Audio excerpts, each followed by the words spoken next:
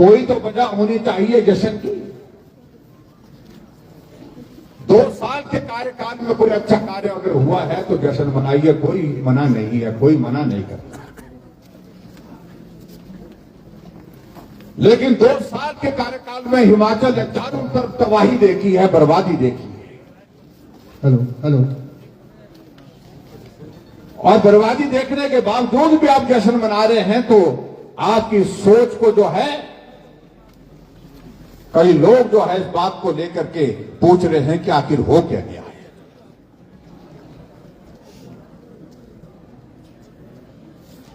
और मैं तो लोगों की बात छोड़िए, कांग्रेस पार्टी के उन नेताओं की भी बात करता हूं। एक तरफ से मुख्यमंत्री ऐलान कर रहे हैं कि 2 साल का जश्न बिलासपुर में होगा, लेकिन कांग्रेस पार्टी की प्रदेश की अध्यक्षा कहती है हमें मालूम नहीं।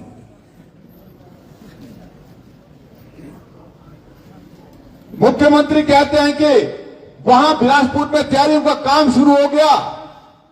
उनका एक मंत्री कहते हैं कि हमें तो अभी तक पूछा ही नहीं। इसका मतलब क्या है? कांग्रेस पार्टी के अंदर भी लोग इस बात को लेकर के पूछ रहे हैं, जश्न अगर मनाने की बात आप कह रहे हैं, वो जश्न मनाए तो किस बात का मनाए, वही स्पष्ट नहीं हो पा रहे। और खासतौर से अगर हिमाचल की अगर बात कहें, प्रदेश की अगर जनता की बात कहें, जनता तो साफ शब्दों में पूछ रही है, ये जश्न किसी काम के लिए नहीं है, किसी योजना के लिए नहीं है, प्रगति के लिए नहीं है, ये जश्न आप बर्बादी का मना रहे हैं।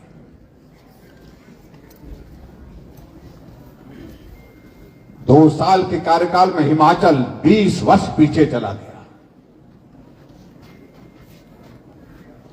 नीलाम होने के कगार पर हिमाचल खड़ा हो गया। एक के बाद एक ऐसे फैसले, बिना सोचे समझे फैसले लिए जा रहे हैं, और उन फैसलों की वजह से प्रदेश के अंदर तो जगहसाई कांग्रेस की हो ही रही है, लेकिन पूरे देश भर में हो रही है।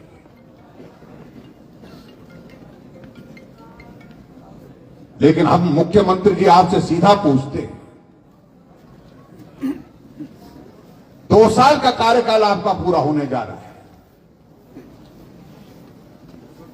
2 साल के कार्यकाल में आपने देखा हिमाचल प्रदेश में कांग्रेस पार्टी बहुमत में होने के बावजूद भी, सत्ता में प्रचंड बहुमत होने के बावजूद भी, राज्यसभा की एक सीट का चुनाव होता है, वो चुनाव हार जाती है। क्या इस बात का जश्न मना रहे? 2 साल के कार्यकाल के बाद हिमाचल प्रदेश में लोकसभा के चुनाव होते हैं। 4 सीटों पर भारतीय जनता पार्टी प्रचंड बहुमत के साथ जीत जाती है। 68 में से 61 सीटों पर भारतीय जनता पार्टी की बढ़त होती है। क्या आप उसके लिए जश्न मना रहे?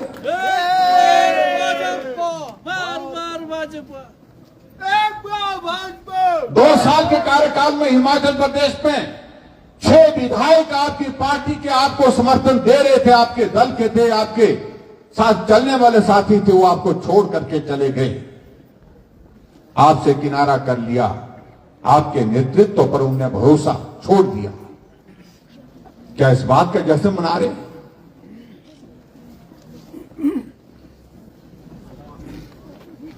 किसी कांग्रेस के नेता ने कहा कि भाई जश्न मनाने के लिए है तो कुछ नहीं, सिर्फ बात एक है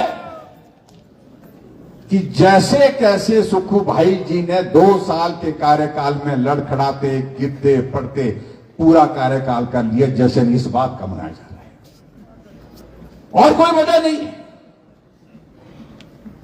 आज कह रहे हैं कि हम 40 पहुंचे, उनको यह मालूम होना चाहिए कि हम 25 थे, हम 25 से 28 पहुंचे।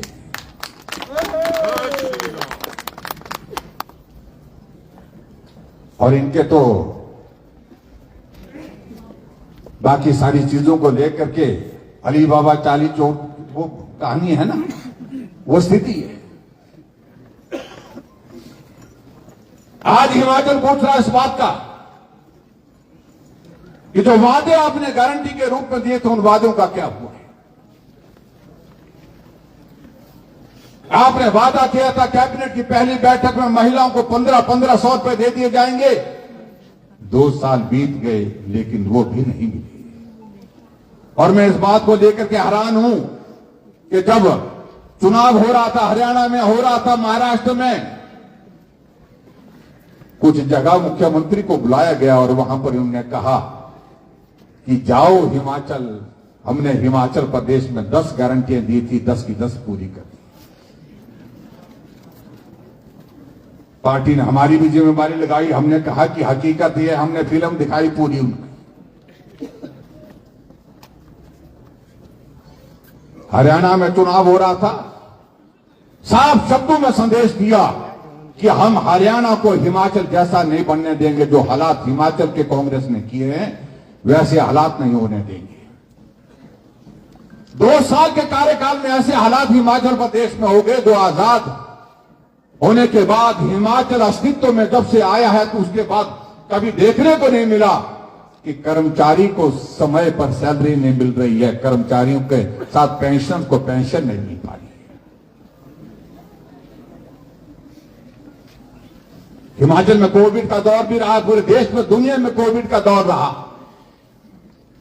2 साल तक हम प्रभावित रहे उस कोविड के दौर में, लेकिन कर्मचारियों को समय पर सैलरी मिलती थी, कर्मचारियों को सैलरी के साथ साथ में उनको डीए की किस्तें मिलती थी, पेंशनर्स को पेंशन मिलती थी।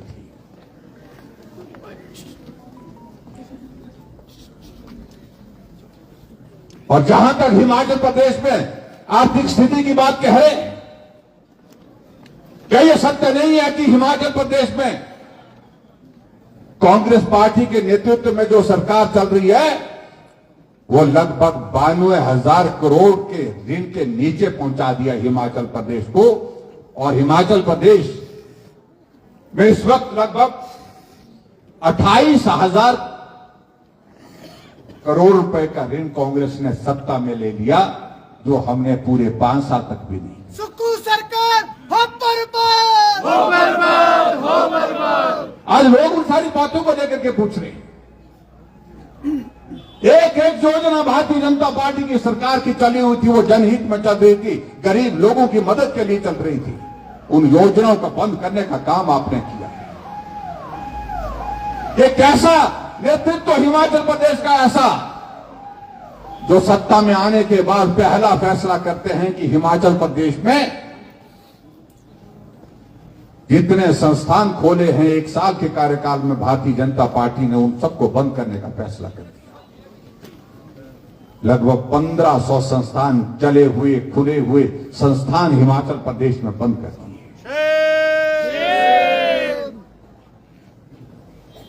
हमने हिमाचल प्रदेश में हिमकेयर के माध्यम से गरीब आदमी के इलाज के लिए 5 लाख रुपए का इंतजाम किया। गरीब आदमी को पीड़ा से कैसे मुक्त कर सकें, उस सारी चीज के लिए हमने काम करने की कोशिश की। आज वो गरीब आदमी उस हिमकेयर के कार्ड को लेकर के हॉस्पिटल तो जा रहा है, लेकिन हॉस्पिटल में उससे इलाज नहीं कर पा रहा है। कहा जा रहा है अब ये कार्ड नहीं चलेगा।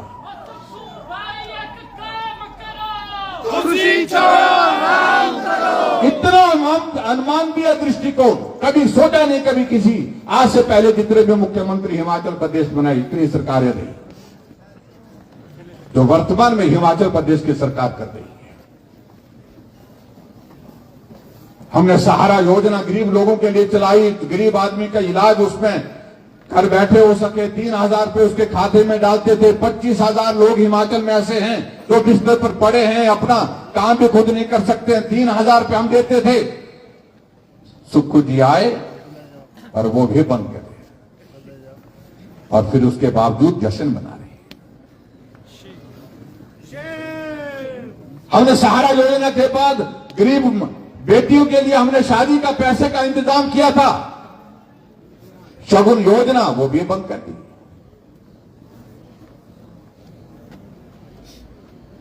एक एक योजना को हिमाचल प्रदेश में बंद करने का काम इन्होंने किया है।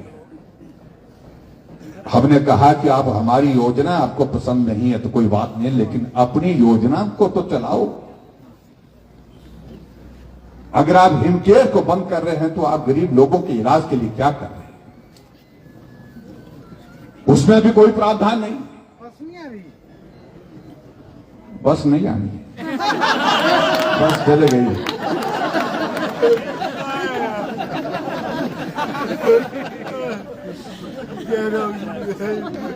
ये बस तो लगता है कहीं जा ही रही कांग्रेस की, हरिद्वार की तरफ भी जानी, एक डंकार की तरफ भी जा रही लग रहा है। इसलिए इन सारी बातों का जिक्र करने की आवश्यकता महसूस होती है भाई और बहनों। आज हिमाचल प्रदेश में भ्रष्टाचार की स्थिति आप देख रहे हैं, हालात देख रहे हैं।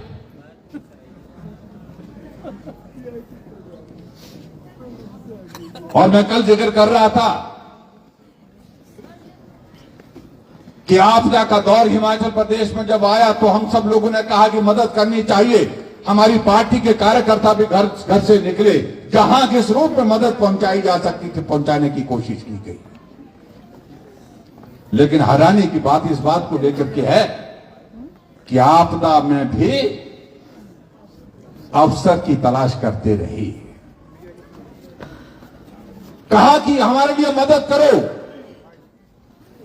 और हमारे पास कुछ लोग भी आए। इस बात का मैं जिक्र मैं पहले भी कर चुका हूं, मैं जरूर करना चाहूंगा। कुछ उद्योगपतियों को बुलाया गया, कहा गया संकट आया है, मदद करो। उन्होंने कहा मदद करेंगे, और ये तय हुआ कितनी मदद करेंगे। लेकिन जब वहां से मिलने के बाद, कुछ बड़े नेताओं से मिलने के बाद बाहर निकले कि मदद कैसे करनी है, तो किसी ने एक नेता को पूछा तो कहा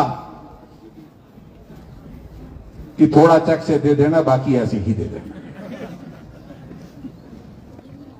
ये चर्चा के विषय बने हुए हैं।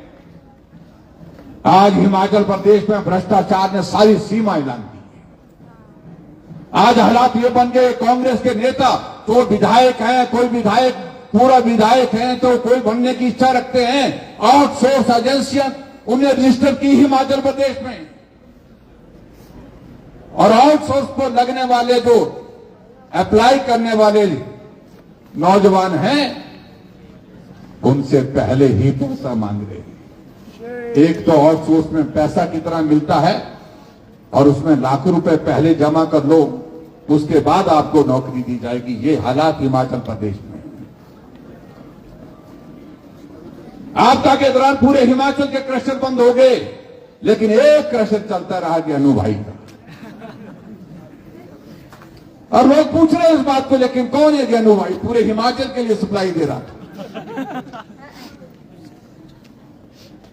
और अब मालूम पड़ा कि ईडी की रेड पड़ी है, ज्ञानू भाई को लेकर के चले गए।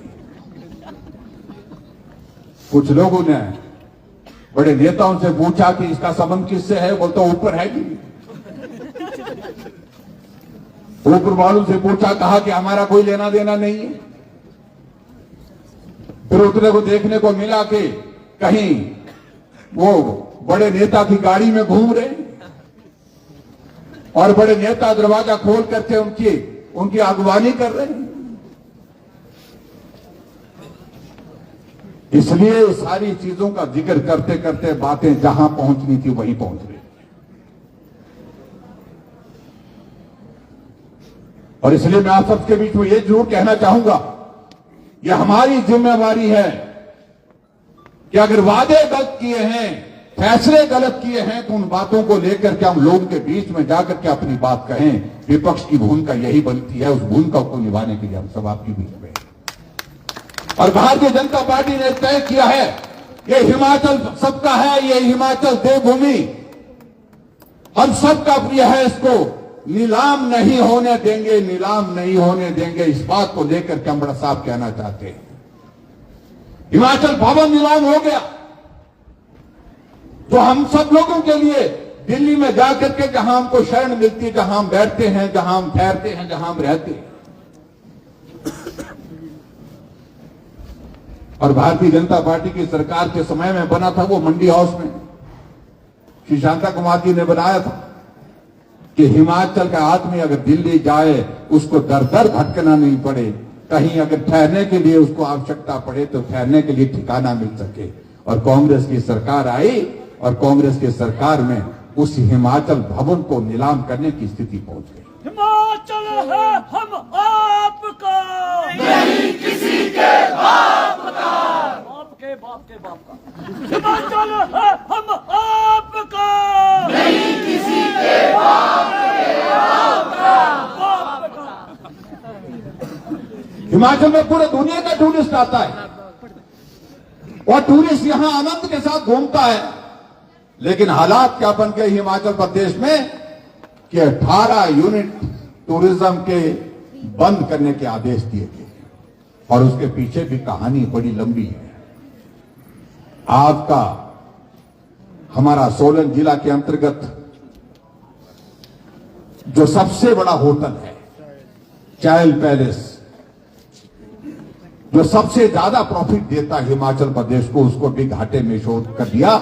ये मिल करके किया गया, इसलिए किया गया ताकि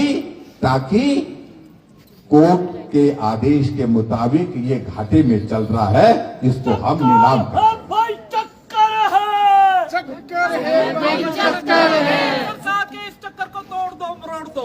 और मनाली का होटल देखिए, मनाली का टूरिज्म का होटल माल रोड मनाली में जो कभी खाली नहीं रहता है, उसको भी कहा कि ये भी घाटे में चल रहा है। धर्मशाला का धौलाधार होटल, उसको भी कहा। इसके पीछे बड़ी लंबी कहानी है। वो कहानी का जिक्र हम अब की बार विधानसभा के सत्र में धर्मशाला में करने वाले हैं। और बाकी तो भाई और बहनों कहना क्या है। कल मुझे एक आदमी ने टिकट दिया, बस का टिकट, और बस का टिकट किस चीज का था? 2.5 लीटर का प्रेशर कुकर का टिकट। मंडी से आओ 42 किलोमीटर और 23 रुपए उसका किराया लिया गया। और कांग्रेस के नेता बोलते कि नहीं, ऐसा नहीं है, टिकट काट करके हमारे पास पड़ा, अगर आपको चाहिए होगा हम दे देंगे, उसको भी दिखा देंगे।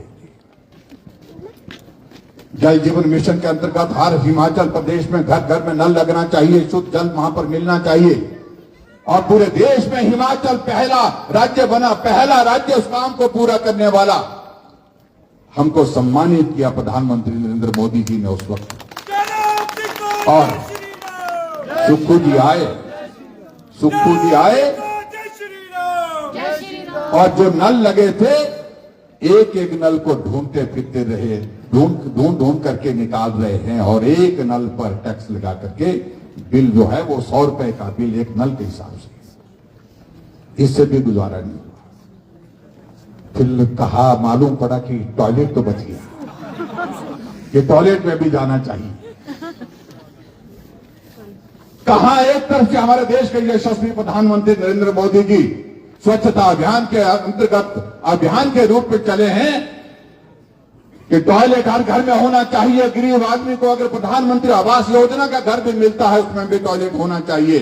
उस बात को भी सुनिश्चित करने के लिए केंद्र की सरकार काम कर रही है, लेकिन हिमाचल प्रदेश के मुख्यमंत्री उन टॉयलेट को गिनने के लिए निकल पड़े। टॉयलेट नहीं चलेगी, और ऊपर से मुख्यमंत्री नहीं चलेगी। कांग्रेस के एक नेता कह रहे हैं कि भाई भारतीय जनता पार्टी वाले अगर चाहे तो सारा दिन टॉयलेट में बैठे रहे, कोई टैक्स नहीं लिया जाएगा। अरे सच्चाई तो ये है, आपकी मंशा तो टॉयलेट टैक्स लगाने की थी, लेकिन ऊपर से खड़गे जी ने खड़खड़ की, तब जाकर के रुका वो। कांग्रेस पार्टी ने कांग्रेस के नेताओं को कहा कि हो क्या गया, आप लोगों को थोड़ा सोच समझ करके फैसला कीजिए, तब जाकर के वो रुका पड़ा है। अभी रद्द नहीं किया है टॉयलेट टैक्स की नोटिफिकेशन, अभी ज्यों की त्यों है। आगे समोसे की बात कहें तो समोसे के बारे में तो मुझे लगता है ज्यादा कहने की आवश्यकता नहीं है। सब लोगों ने समोसा, आज पूरे हम गए महाराष्ट्र में गए, वहां भी हमसे समोसा पूछा गया। भ्रष्टाचार की सारी सीमाएं टूट गई, अकंठ भ्रष्टाचार के सारी घटनाएं हिमाचल प्रदेश में हो रही है, लेकिन उसके बाद जांच समोसे की हो रही है, सीआईडी को जांच सौंप दी गई। इसलिए तमाशा बन गया ये हिमाचल प्रदेश की सरकार। इसलिए मैं इन सारे विषयों पर बहुत ज्यादा बोलूंगा, बहुत वक्त लगेगा, लेकिन हम इस बात को सुनिश्चित करेंगे जो गारंटियां दी है उस पर तो बात होगी। चाहे महिलाओं की 1500 की गारंटी है उसका भी जवाब मांगा जाएगा, चाहे गोबर की गारंटी है उसका भी जवाब मांगा जाएगा, 300 यूनिट बिजली की गारंटी दे रखी है उसका भी जवाब मांगा जाएगा, 5 लाख बेरोजगारों को नौकरी देने का वादा करके रखा था उसका भी पूछा जाएगा। इन तमाम बातों को लेकर के जय श्री राम। सुखू भाई, सुखू भाई, कितने भाई सुखू भाई, सुखू भाई। यही निवेदन करना चाहता हूँ, इसको बंद कर दो। ये कार्यक्रम एक दिन का कार्यक्रम नहीं, जब तक सत्ता से सुप्रीम सरकार को उखाड़ करके नहीं फेंका भारतीय जनता पार्टी चैन की नींद नहीं बैठने वाली है, आराम से नहीं बैठने